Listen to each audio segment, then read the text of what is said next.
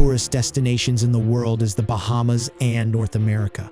Despite the location's beauty, one should exercise caution due to the presence of sharks in the water.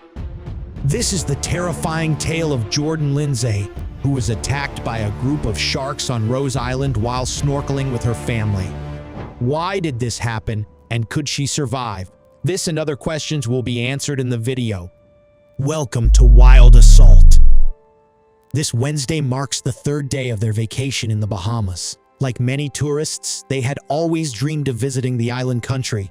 Unlike most places in the world, the Bahamas wasn't falsely represented by the media and movies. It was, if not more, as stunning and exciting as they said. Jordan and her family woke up to the sunrise, eager to start the day. After all, this was only their third day, and they had so many things to do. Jordan had breakfast with her family and shared stories with them as they sat together at the table. It was a fun time, surrounded by the beautiful sandy beaches in the Bahamas and accompanied by her family and her girlfriend. What more could a 21-year-old girl from Torrance, California, ask for? Back home, Jordan was studying communications at Loyola Marymount University in Los Angeles.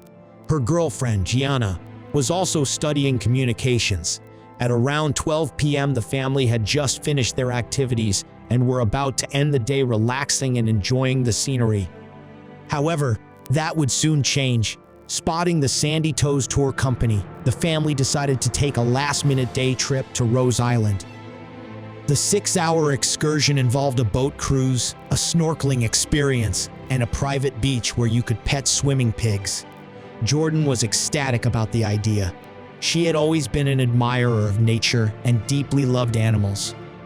Snorkeling and petting pigs in the Bahamas was music to her ears. Although the trip was already full for the day, Michael Jordan's father managed to convince the company to have them on board for the excursion. The family headed towards Paradise Island Ferry Terminal, ready to board the ferry that would take them to Rose Island. It was a tragic mistake as the energetic family boarded the ferry. They beamed their smiles at each other, unaware of what was about to happen. Nobody could have predicted that this small day trip would change their lives forever. The small ferry was docked, floating atop the rich turquoise waters beneath it. Although it was in the middle of summer, the sun decided to hide effectively, today behind the gray clouds looming over the ocean. Still, the waters were just as beautiful with the dimmer sunshine it was working with. Eventually, the families followed the guide to prepare for their snorkeling excursion. However, Michael, the two brothers, Jordan, sister, and Gianna did not want to go through with the snorkeling. They just wanted to spend the rest of the afternoon lightly swimming by the beachside, enjoying the scenic views of the ocean. Jordan and Cammie, on the other hand, wanted the full experience. It was the third day of their trip, after all, and Jordan wanted to make the most of it. The family talked it over and decided they would just park for a while. Later, Jordan and Cammie would rendezvous with Michael and the rest by the beachside. Since the distance to the other side where the snorkeling spot was not so far, separating from one another seemed like a good idea at the time. However, it was a decision that everyone would later regret as the two groups parted ways. Michael kissed Jordan on the forehead and told her, "I'll see you later, Jordan." Jordan waved her hand as she walked with Cammie towards the other part of the beach. The rest of the members left by the beachside waving goodbye. Unbeknownst to them, this would be the last time they would see Jordan alive. Jordan and Cammie walked up to the guide and followed the trail. The snorkeling spot was not too far, but walking towards it was a great time for reflection. Along the way, there were green vegetation and exotic birds such as peacocks in the area. The trail was sparsely placed with the benches, locker rooms, and bathrooms for the tourists. Eventually, they reached the snorkeling spot. Donning their wetsuits, Jordan and Cammie prepared for the fun experience. Jordan was particularly excited to see the underwater critters meandering around in the area. It was time to go. Jordan headed towards the deeper part of water, admiring nature through her goggles. It was great timing as the sunlight began to show itself again, illuminating the beautiful structures of coral reefs under the water. Cammy had also gotten in the water and was thoroughly enjoying her underwater exploration. However, as the two enjoyed their experience, death reared its ugly head. As Jordan continued looking through the water, Cammy broke through the surface.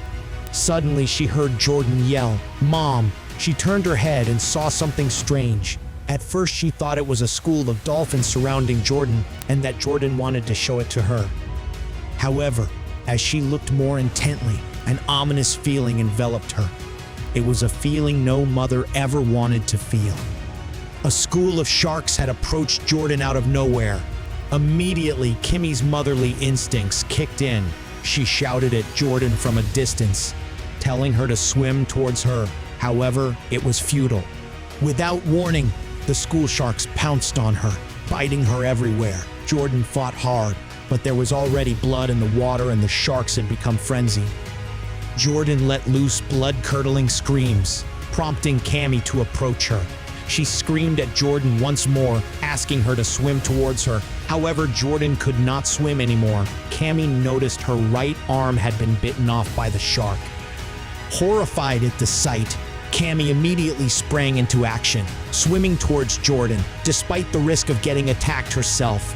Naturally, she was fearful of swimming into the chaos, but she didn't care.